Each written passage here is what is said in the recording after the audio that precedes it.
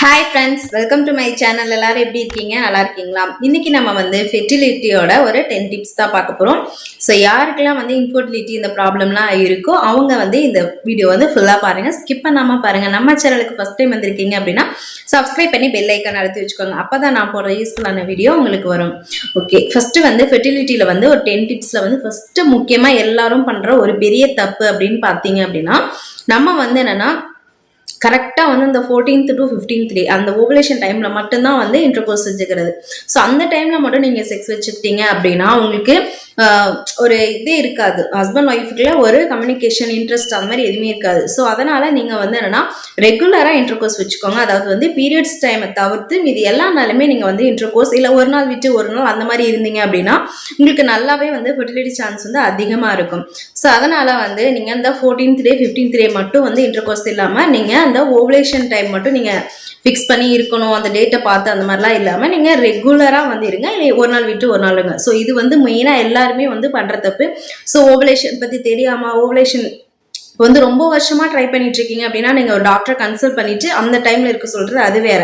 But நீங்கள் இப்போ தான் நியூலி மேரீடு இப்போ தான் புதுசாக இருக்கீங்க அப்படின்னா கண்டிப்பாக நீங்கள் வந்து இல்லை ஒரு வருஷம் ஆயிருக்கு இல்லை 5 வருஷத்துக்குள்ளே தான் ஆயிருக்கு அப்படின்னா நீங்கள் தாராளமாக வந்து என்னென்னா ரெகுலர் இல்லை இன்டர்வெல்ல நீங்கள் செக்ஸ் வச்சுக்கலாம்.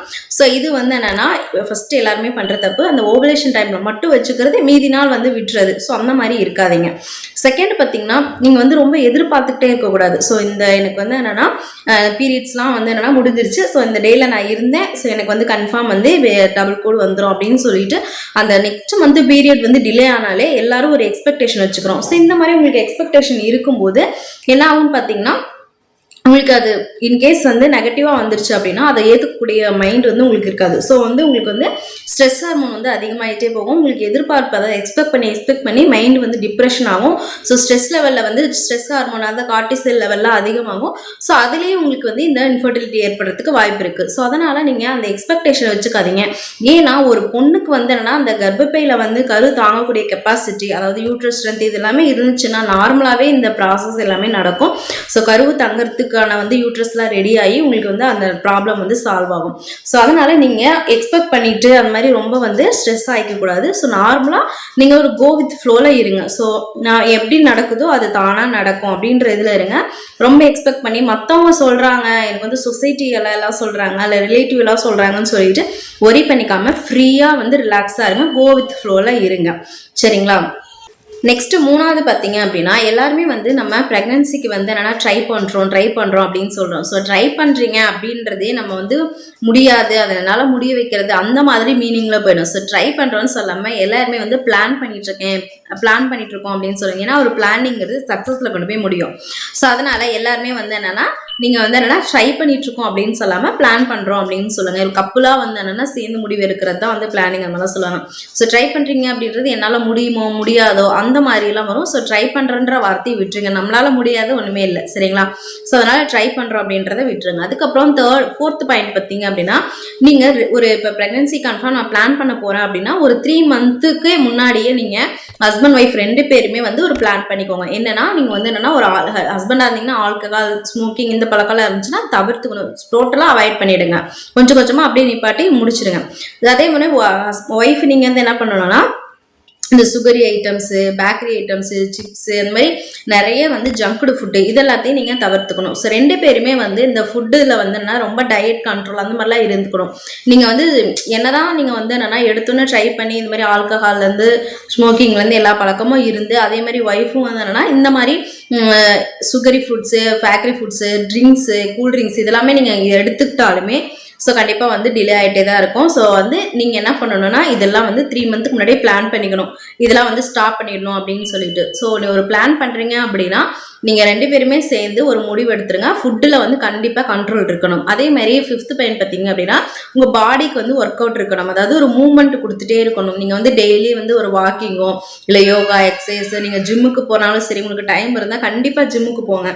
ஏதாவது ஸ்ட்ரென்த் ட்ரைனிங் எக்ஸசைஸ், பாய்ஸாக இருந்தீங்கன்னா நல்லா ஜிம்முக்கு போய் ஒர்க் அவுட் பண்ணுறது, இந்த மாதிரிலாம் உங்கள் பாடியை வந்து ஆக்டிவாக வச்சுக்கோங்க. அதேமாதிரி உங்கள் ஒய்ஃப் அந்த மாதிரி நீங்கள் ஒர்க் பண்ண முடியல அப்படின்னா கண்டிப்பாக ஒர்க் அவுட்லாம் பண்ண முடியல அப்படின்னா நீங்கள் வந்து ஒரு வாக்கிங் எடுத்துக்கலாம், யோகா எடுத்துக்கலாம், அந்த மாதிரி வந்து பண்ணுங்கள். அதே மாதிரி வாக்கிங் வந்து டெய்லி வந்து ஒரு மார்னிங் இல்லை நைட்டு முடிஞ்ச அளவு கப்புலாக வாக்கிங் போங்க. அது செப்பல் இல்லாமல் ஸ்லிப்பர் இல்லாமல் நீங்கள் வந்து என்னன்னா வெறும் புல் தரை இருந்துச்சுன்னா அதில் மண் தரை அந்த மாதிரி கிரவுண்டிங்னு சொல்லுவாங்க. ஸோ அந்த மாதிரி நீங்கள் வெறும் தரையில் இல்லை புல்லில் நடக்கும்போது அந்த கிரவுண்டிங் பவர் ரொம்பவே உங்களுக்கு அதிகமாக இருக்கும். ஸோ வாக்கிங் வந்து கண்டிப்பாக 2 பேரும் மூவ்மெண்ட் மாதிரி தான். ஸோ அதனால் கண்டிப்பாக வந்து என்னென்னா வாக்கிங் போங்க. அதுக்கப்புறம் பார்த்தீங்கன்னா ஒரு 6th பாயிண்ட் என்னன்னா, மெயினாக வந்து இந்த தப்பை எல்லாருமே பண்ணுறாங்க. இப்போ வந்து உங்களுக்கு வந்து ப்ரெக்னன்சி டிலே ஆகுதுன்னா எல்லாருமே பொண்ணை மட்டும்தான் குறை சொல்லுவாங்க. அந்த பொண்ணுக்கு ஏதோ பிரச்சனை அதனால தான் வந்து நிற்கலை அப்படின்னு சொல்லிட்டு ஜென்ஸ் வந்து அந்த அளவுக்கு கண்டுக்க மாட்டாங்க. பட் அப்படி வந்து இருக்கக்கூடாது. என்ன பண்ணணும்னா 2 பேருமே வந்து இதுக்கு வந்து என்னன்னா நீங்களாம் வந்து பேசி கண்டிப்பாக வந்து நீங்கள் அந்த மாதிரி டிலே ஆகிட்டே போகுது அப்படின்னா ஒரு வந்து ஹெல்த் செக்அப் எடுத்துக்கலாம். அதாவது 2 பேர் மேலேயும் தான் மிஸ்டேக் இருக்கும். ஒன்று வந்து என்னன்னா ஹஸ்பண்டில் ஏதாவது வந்து அவங்களுக்கு வந்து என்னென்னா ஒரு டயபெட்டிஸாக இருக்கலாம், இல்லை வேறு ஏதாவது கொலஸ்ட்ரால் அந்த மாதிரி பிரச்சனை இருக்கலாம், இல்லை அப்படின்னா ஸ்பெர்மில் ஏதாவது பிரச்சனை இருக்கலாம், அவங்களுக்கு இல்லை அவங்களுக்கு ஏதாவது சம்மனில் அது மாதிரி நிறைய பிரச்சனை இருக்கும். ஸோ அதே மாதிரி லேடிஸ்க்கு வந்து யூட்ரஸில் இல்லை வந்து தைராய்டு இருக்கா, இல்லை வேறு ஏதாவது ஹார்மோன் இம்பேலன்ஸ், இந்த மாதிரி 2 பேருமே எல்லா டெஸ்ட்டுமே எடுக்கணும். ஒருத்தவங்களை மட்டுமே வந்து என்னென்னா குறை சொல்லிட்டு அந்த மாதிரி இருக்கக்கூடாது. ஸோ 2 பேருமே ஹெல்த் செக்அப்பில் ஒரு டெஸ்ட் எடுத்துருவாங்க. பசங்களுக்கு வந்து என்னென்னா வந்து என்னென்னா ஹார்மோன் டெஸ்ட்டு, இந்த மாதிரி வந்து சுகர் இருக்கா, இல்லை டயபிட்டிஸ் இருக்கா, கொலஸ்ட்ரால் இருக்கா, அதே மாதிரி வந்து செம்மன் வந்து குவாலிட்டி எவ்வளோ இருக்குது, மில்லியன் எவ்வளோ இருக்குது, கவுண்ட் எவ்வளோ இருக்குது, அதே மாதிரி குவாலிட்டி எவ்வளோ இருக்குது, அந்த மூமெண்ட்டு எல்லாமே நீங்கள் பார்த்துருங்க. ஸோ செம்மன் வந்து பொறுத்த வரைக்கும் உங்களுக்கு எல்லாமே கரெக்டாக பர்ஃபெக்டாக இருக்கா அப்படின்னு. அதேமாதிரி லேடிஸ்க்கு வந்து யூட்ரஸில் ஏதாவது பிரச்சனை இருக்கா, இல்லை நார்மலாக இருக்கா, ஹார்மோன் பிசிஓடி இந்த மாதிரி irregular periods இந்த மாதிரி ஏதாவது பிரச்சனை இருக்கோ அதை வந்து கான்சன்ட்ரேட் பண்ணி அதுக்கு நீங்கள் வந்து என்னென்னா ஒரு சொல்யூஷன் என்ன பண்ணலாம் அப்படி நீங்கள் யோசிங்க. ஸோ பர்டிகுலராக ஒருத்தவங்களை மட்டும் வந்து இது பண்ணிட்டு அவங்கள வந்து குறை சொல்லிட்டு அந்த மாதிரி இருக்கக்கூடாது. ஸோ 2 பேருமே வந்து என்னன்னா எல்லா டெஸ்ட்டும் எடுத்துக்கோங்க. அதுக்கடுத்து முக்கியமாக வந்து என்னென்னா இப்போ வந்து ஹஸ்பண்ட் ஒய்ஃப் 2 பேரும் இருக்கீங்க அப்படின்னா ஒரு குட் அண்டர்ஸ்டாண்டிங் இருக்கணும். அதாவது நீங்கள் வந்து என்னென்னா ஹஸ்பண்டாக இருந்தீங்கன்னா ஒய்ஃபுக்கு எஃபர்ட் போடுறது, ஒய்ஃபாக இருந்தீங்கன்னா ஹஸ்பண்டுக்கு எஃபர்ட் போடுறது, இந்த மாதிரி ஒரு எஃபர்ட் போட்டு நல்லா வந்து என்னென்னா அவங்கள அண்டர்ஸ்டாண்ட் பண்ணிக்கிறது. ஏதாவது மிஸ் அண்டர்ஸ்டாண்டிங் இருந்தால் கூட நீங்கள் வந்து 2 பேருக்குள்ளேயுமே பேசி மற்றவங்க யாரும் 3rd person இன்வால்வ் ஆகிற மாதிரி, ஏன்னா இது எல்லாமே வந்து இதில் அடங்கும். ஒரு ஹாப்பி கப்பிள் இருந்தால் தான் நல்ல ஒரு ப்ரெக்னன்சி சக்ஸஸ் ஆகும். ஸோ அதனால் ஒரு 3rd person வந்து இடையில வந்து பிரச்சனை பண்ணுறது அந்த மாதிரிலாம் இல்லாமல் உங்களுக்குள்ளேயே ஒரு நல்ல அண்டர்ஸ்டாண்டிங் இருங்க. ஹஸ்பண்டாக இருந்தீங்கன்னா உங்கள் ஒய்ஃபுக்கு வந்து ஒரு பூ வாங்கி கொடுக்குறது, இல்லை ரோஸ் வாங்கி கொடுக்குறது, இல்லை அவங்களுக்கு எதாவது பிடிக்குமா அதை வாங்கி கொடுக்குது, இந்த மாதிரி வந்து பண்ணுங்க. அதே மாதிரி ஒய்ஃப் நீங்களும் வந்து ஹஸ்பண்டுக்கு ஏதாவது சமைக்கிறது நல்லா அந்த மாதிரி ஒரு எஃபர்ட் போடுங்க. 2 பேருக்குள்ளேயும் ஒரு அண்டர்ஸ்டாண்டிங் இருங்க. 3rd person சுற்றி இருக்கவங்க உங்கள் அம்மா அப்பாவும் சரி அவங்க அம்மா அப்பாவும் சரி நீங்கள் அவங்களோட கருத்துக்கெல்லாம் வாங்கிக்கோங்க, அவங்க சொல்கிறத கேட்டுக்கோங்க. பட் அவங்க சொல்கிறத வந்து கரெக்டாக தப்பா அப்படின்னு நீங்கள் 2 பேரும் முடிவெடுத்து அதை வந்து நீங்கள் செயல்படுத்துங்க. அதை விட்டுட்டு 2 பேருக்குள்ளே வந்து இவங்க அம்மா அப்பா சொல்கிறத அவங்க கேட்டுக்கிட்டு அந்த மாதிரி சண்டை போடுறது இருக்கக்கூடாது. ஸோ குட் அண்டர்ஸ்டாண்டிங்கிறது ரொம்பவே இம்பார்ட்டன்ட். அதுக்கப்புறம் லேடிஸ் எல்லாருமே மெயினாக ஒரு விஷயம் பண்ணணும்னா உங்களுக்கு வந்து என்னென்னா ஏதாவது வந்து பீரியட்ஸ் வந்து இர்ரெகுலர் இருக்குது, முன்னாடி பிஃபோர் மேரேஜுக்கு முன்னாடி உங்களுக்கு வந்து பீரியட்ஸ் வந்து இந்த மாதிரி இர்ரெகுலராக இருக்குது அப்படின்னா அதை வந்து கரெக்ட் பண்ணுங்க. ஒரு எப்படின்னா ரெகுலர் சைக்கிள் உங்களுக்கு நார்மலாக இருக்கணும். நார்மல் ரெகுலர் சைக்கிள் இருந்தாலே உங்களுக்கு இந்த ப்ரெக்னன்சியில் எந்த பிரச்சனையும் வராது. ஸோ நீங்கள் வந்து என்னென்னா ரெகுலராக வந்து பீரியட்ஸ்க்கு வந்து அப்டமன் ஒர்க் அவுட் பண்ணுங்கள். அதேமாதிரி ஹிப் பாத் எடுங்க. உங்களுக்கு வந்து என்னென்னா அந்த கர்ப்பப்பை பகுதி சுற்றி வந்து இருக்கிறது வந்து நல்லா ஆக்டிவேட்டாக பண்ணுங்க. ஏன்னா அந்த காலத்தில் பார்த்தீங்கன்னா அம்மிக்கல் அரைக்கிறது, ஆட்டங்கள் அரைக்கிறது, இந்த மாதிரி துணி துவைக்கிறது, இப்போ இந்த இடம்லாம் வந்து அந்த மாதிரி பண்ணும்போது நல்லா ஒர்க் ஆகும். பட் நம்ம இப்போ வந்து என்னென்னா எல்லாமே டெக்னாலஜி எல்லாமே வந்தனால நம்ம எந்த வேலையும் பண்ணுறதில்ல, உட்காந்தே இருக்கிறோம், இல்லை அந்த அளவுக்கு ஒர்க் பண்ணுறது இல்லாதனால நமக்கு இந்த ப்ராப்ளம்லாம் வருது. ஸோ அதனால் நீங்கள் வந்து ஆல்ட்ரா வந்து என்னென்னா அந்த அப்டமனுக்கு வந்து எக்ஸசைஸ் பண்ணுங்கள், யோகா பண்ணுங்கள், அது மாதிரிலாம் பண்ணிங்க அப்படின்னா உங்களுக்கு பீரியட்ஸ் வந்து கண்டிப்பாக ரெகுலர் ஆகும். அதுக்கப்புறம் வந்து என்னென்னா லாஸ்ட் வந்து என்னென்னா இப்போ மேரேஜ் ஆகிருக்கு அப்படின்னா 1 or 2 years வந்து வெயிட் பண்ணுங்கள். எடுத்தோன்னா போயிட்டு ஹாஸ்பிட்டலில் வந்து எனக்கு வந்து இன்ஃபர்டிலிட்டி இந்த மாதிரி வந்து என்னென்னா ஃபெர்டிலிட்டி ப்ராப்ளம் இருக்குது அப்படின்னு சொல்லிட்டு போய் நிற்க வேணாம். கொஞ்சம் வெயிட் பண்ணுங்கள். 1 வருஷம் 2 வருஷம் அந்த மாதிரி வெயிட் பண்ணுங்கள். உங்களுக்குள்ளேயே வந்து என்னென்னா சரி பண்ண பாருங்க. எடுத்தோன்னே போய் ஹாஸ்பிட்டலில் நின்று அங்கே இருக்க நடக்கிறதெல்லாம் பார்த்து ரொம்ப ஸ்ட்ரெஸ் ஆகிக்க வேணாம். ஏன்னா சில பேருக்கு வந்து என்னென்னா உங்களுக்குள்ள கப்பிள் அண்டர்ஸ்டாண்டிங் இருந்து அந்த இன்ட்ரோகாஸ்ட் இதெல்லாமே நல்லா மியூச்சுவலாக நல்லா இதானதுக்கப்புறமும் சக்ஸஸ் ஆகும். ஸோ அதனால் நீங்கள் வெயிட் பண்ணுங்கள். 1 year வெயிட் பண்ணுங்கள். அதுக்கப்புறம் 1 year நீங்கள் வந்து வேணால் டெஸ்ட் அந்த மாதிரிலாம் பண்ணி பாருங்கள் 2 பேருக்கும்.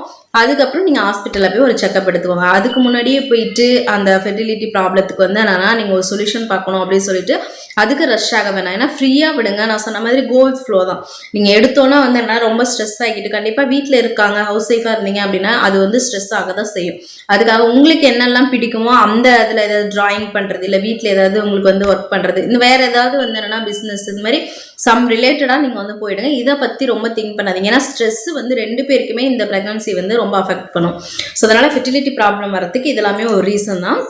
கண்டிப்பாக அதனால் நீங்கள் வந்து என்னென்னா 2 பேருமே வந்து ஒரு வெயிட் பண்ணி 1 இயர் வந்து நல்லா அண்டர்ஸ்டாண்டிங்கில் இருந்து அதுக்கப்புறம் வந்து இந்த ஃபெர்டிலிட்டி ப்ராப்ளத்துக்குலாம் சொல்யூஷன் தேடுங்க. அது வரைக்கும் நீங்கள் ஃப்ரீயாக விட்டுருங்க. அதே மாதிரி 2 பேருக்குமே எல்லாமே செமன் குவாலிட்டியும் சரி கருமுட்டை குவாலிட்டி இது எல்லாமே நல்லா இருந்தால் ஈஸியாக வந்து ப்ரெக்னன்சி சக்ஸஸ் ஆகும். ஸோ இந்த நான் சொன்ன இந்த 10 டிப்ஸ் கண்டிப்பாக உங்களுக்கு யூஸ்ஃபுல்லாக இருக்கும். பிடிச்சிருந்தா லைக் பண்ணுங்கள், நம்ம சேனலுக்கு சப்போர்ட் பண்ணுங்கள். தேங்க்ஸ் ஃபார் வாட்சிங். நெக்ஸ்ட் வீடியோவில் பார்க்கலாம்.